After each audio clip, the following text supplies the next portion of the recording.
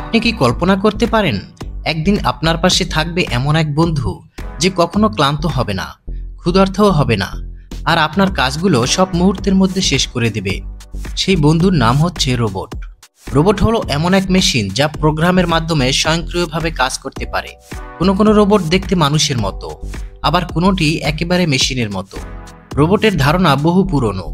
প্রাচীন গ্রীসে এমন কিছু মেকানিক্যাল পুতুল ছিল যেগুলো নড়াচড়া করতে পারত, কিন্তু আধুনিক রোবটের জন্ম হয়েছে বিংশ শতাব্দীতে, আর এখন তারা মানুষের মতো চিন্তাভাবনা করতেও সক্ষম হচ্ছে। আজকের দিনে রোবট শুধু কারখানায় নয়, হাসপাতাল, মহাকাশ, এমনকি আমাদের ঘরেও ঢুকে পড়েছে। চিকিৎসা, গবেষণা, উদ্ধার কাজ সবখানেই রোবট মানুষের সহকারী হয়ে উঠছে। বিজ্ঞানীরা বলেছেন ভবিষ্যতে রোবট আরও বুদ্ধিমান হবে, তারা মানুষের অনুভূতিও বুঝতে পারবে। কিন্তু প্রশ্ন থেকে যায়, তারা কি সবসময় আমাদের বন্ধু থাকবে?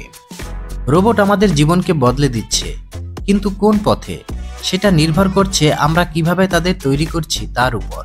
আপনার কি মনে হয়, রোবট কি আমাদের বন্ধু হবে নাকি শত্রু? কমেন্টে জানাতে ভুলবেন না। আর ভিডিওটি ভালো লাগলে লাইক, শেয়ার, সাবস্ক্রাইব করতে ভুলবেন না।